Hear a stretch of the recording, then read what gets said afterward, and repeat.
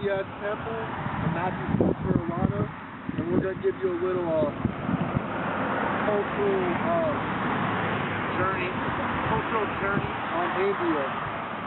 Well, the Indian culture is one of the most diverse and unique cultures in the world.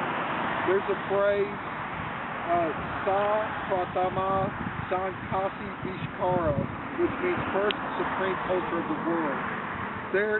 The Indian culture has dated back 5,000 years and has thousands of subcultures in it. The people of India can be characterized by their hierarchical relationships, diverse religious makeup, and the Indian culture is one that has taken a very interactionist view where everybody respects one another in the culture.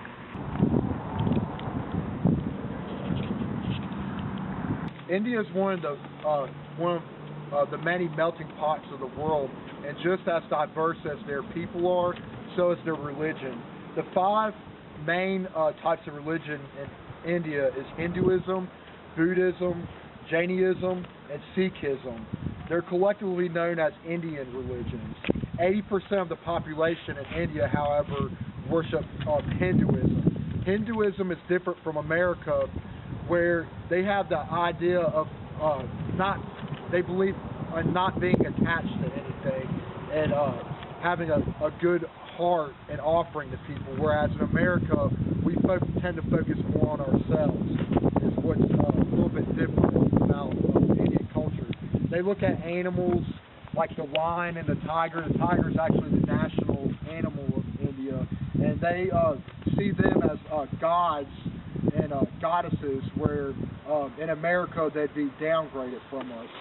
And well, we're about to go inside and we're going to check out this temple and use some of our interaction skills to find out what this culture really is. So come on inside. So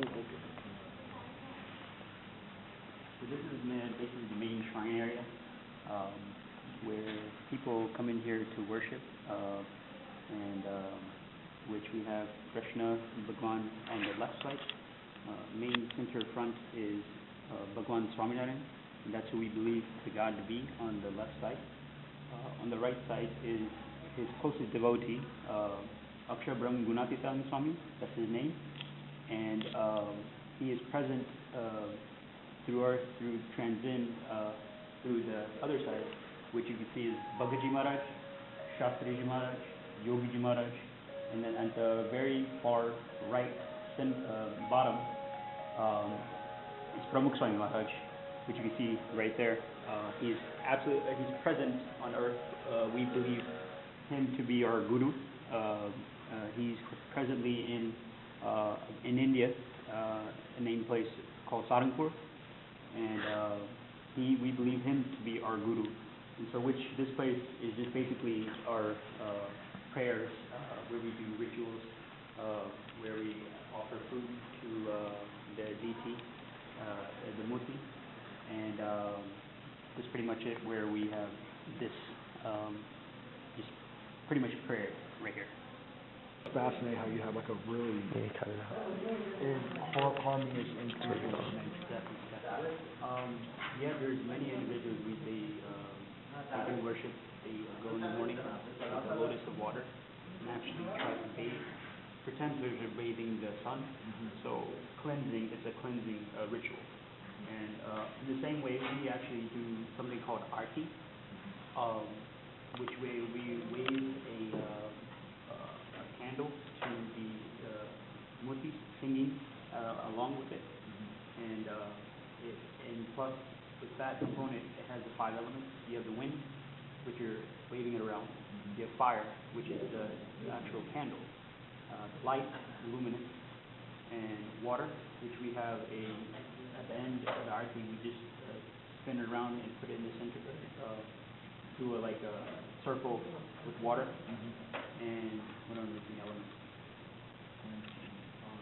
Fire, water, and then wind. I've already got wind. So the 5 elements are right there in the map. Right now, what he's about to do is he pulls the curtains and offers food. Just as me and you, we eat, we also adore the same worship towards this murti. We call it a murti. The idol, the murti. So, and he's about to offer food just by pure devotion and all elements. We do everything. Adore the murti by putting new garments on. We actually sing the murti to sleep at night. We do arti 2 times a day. So there's many things that happen. Yeah, I just in America, we see ourselves like high, almost like because we eco-centric. Okay. So we kind of see we have like this view where we're like everything like revolves around us. Gotcha. Where we think like like animals and the planet are like down here, where y'all appreciate them more and respect them more. I guess what I'm trying to say. Yeah, we actually do. We are all vegetarians. Hinduism is all based off of vegetarianism, and we tend to we have something called Murti Puja. So I get what you're saying. Can you like clarify that question a little bit? I guess where we kind of like disrespect, like kind of like where things we just see ourselves like we take it for granted. Where y'all respect it more, you know what I mean? Yeah. To a degree, So yeah, we embrace it. Yeah. Yeah, we embrace like the cow, you see the cow like different than we would see that something for like us. Yeah. Like to eat, and y'all see it more as a We see that if you eat not eat cow, but like if you eat meat or anything like that, it's what you become. Whatever you eat, you'll become that. Same way, the same concept. કે આપણે American છે ને કે એમને તો ઈચ્છા જેમ તેમ કરે તો ચાલે, પણ આપણે કેમ એવું છે કે આપણે બધું રિસ્પેક્ટ કરીએ છીએ કે આપણે એનિમલને રિસ્પેક્ટ કરીએ છીએ અને આમ તેમ એ કેમ એવું કરે છે? એટલે આપણી સંસ્કૃતિને લીધે આપણી સંસ્કૃતિ હજારો વર્ષથી ચાલી આવે છે. વેદની સંસ્કૃતિ છે ને એ સંસ્કૃતિ પરંપરાગત આપણને આવે છે. એટલે આપણે નાનો છોકરો હોય ને ત્યારથી એનામાં લોહીમાં જ છે, સંસ્કૃતિ લોહીમાં છે કે આ કરવું આ ના કરવું એ ડુ એન્ડ ડાઈ આપણને પહેલું. So we have a set of scriptures in our Hindu Shastra. It's a set of books, and they're the Vedas.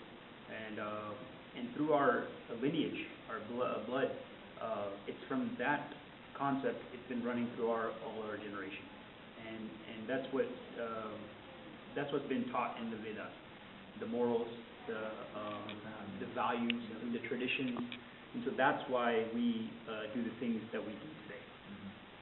That's probably clarifying. પરંપરા ચાલુ આવે છે, એની પરંપરા છે. હજારો વર્ષ પહેલા જીવતા હતા માણસો, એવી રીતે જ આપણે જીવીએ છીએ. So how many, let's say thousands of years ago, however man lived past the years, we live the same way through Hinduism. So that's what he's trying to say. very good. Thank you. Thank you. So pretty much, yeah, this is just a shrine area where we just do basic worship. Hinduism, we're actually, this facility is a branch called VA6, and it teaches all the traditions, values, and everything. And Hinduism is it's very large. Now you can't pinpoint Hinduism because there's very many sectors. And this is one of the kind of sector you could say. But Hinduism, at its core value, is that it's through our tradition, it's through our values that we keep, and that's what I think keeps us a distance from the world sometimes.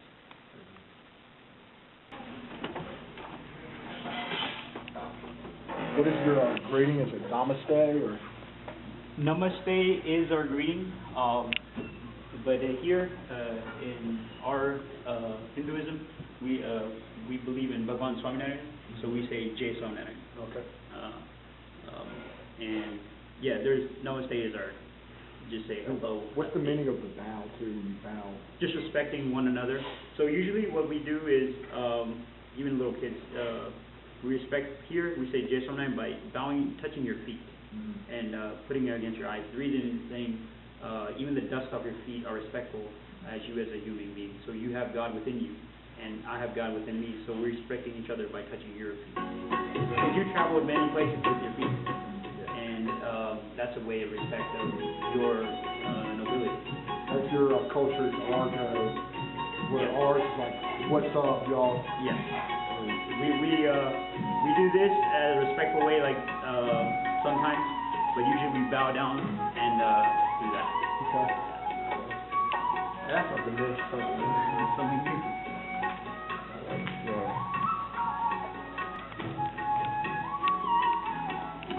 But yeah, this is what we have. You guys just like a quick glance. These are daily rituals that we have.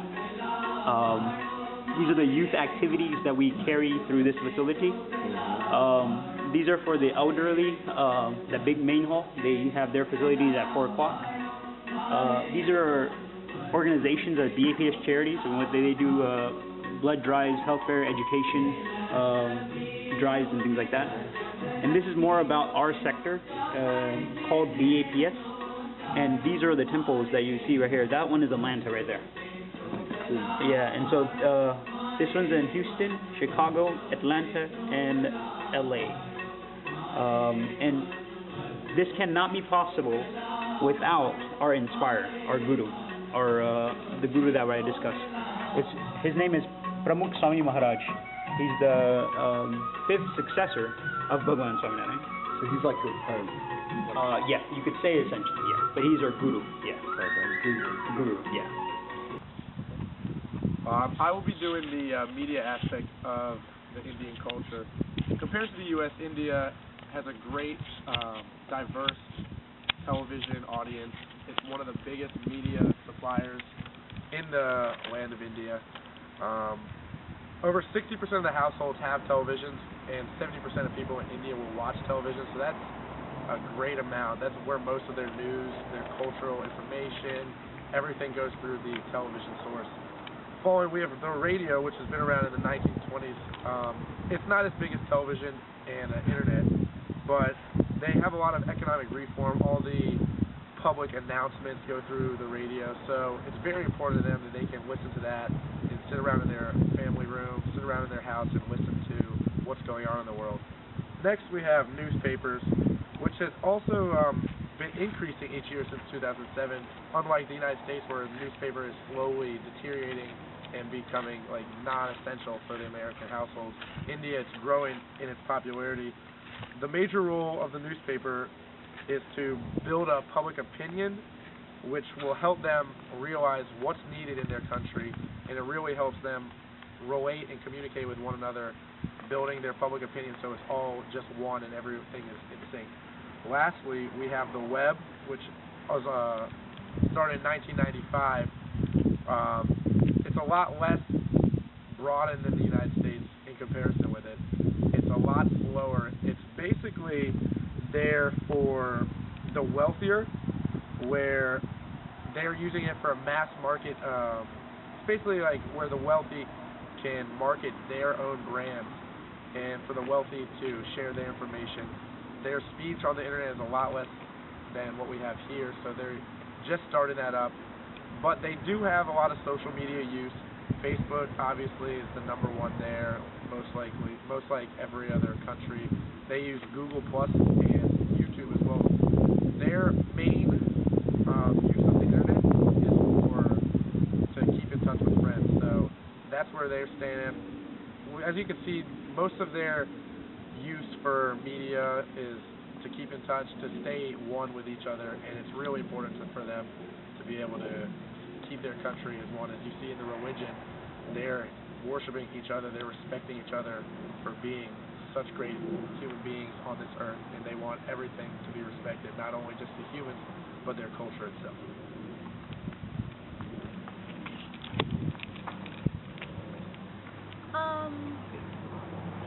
When it comes to family, everything in the Indian culture is learned within their family. The joint family is valued highly and consists of several generations residing, working, eating, and worshiping together. Um, when it comes to like marriage and stuff within the family, the boy child is more celebrated when giving birth to than the female child because the male child is known as the dominant one in the family, and when the male child goes up to marry the female, whoever his wife is has to leave her family and come and live with his family in their household. In the Indian household, line of heritage and authority is clearly drawn and ideals of the meaning harmony. All family members socialize to accept the authority of those above them in the hierarchy. The eldest male acts as the family lead, and his wife supervises his daughter-in-laws among who are the youngest and has least authority. So what that means is that the father or great-grandfather is known as the head of the family, and then his wife is in charge of the household, making sure that his daughter-in-laws are in line, while the male are working, trying to provide for the family. And another thing is that they have this close knit family, and within the family they have kinship, and what it is what they use to keep their family connected and to build relationships and to help the family expand relationship with other people. It's pretty much kinship, it's pretty much like the connections of families together and how they can build relationships and help themselves. Another thing that is value is like the women don't degrade themselves like in like here, like in other cultures, especially the U.S. women, how they dress, showing their body parts and legs. In Indian culture, the women wear veils. It's like it's an aspect of women in the northern and central India, particularly in rare areas. In Hindu and Muslim, women follow the expert rules of veiling their body from the public. So before relation linked by marriage and before strange men. So when they leave, they cover their whole body, like they don't show that much skin. And if a woman show much skin in India, it's like considered disrespectful and rude. So if you go to their culture, you are a woman from a culture where you're pretty much naked half the time, then you have to respect that culture and you have to cover up because a woman cannot be going around in public walking half naked because that shows disrespect to herself and her family.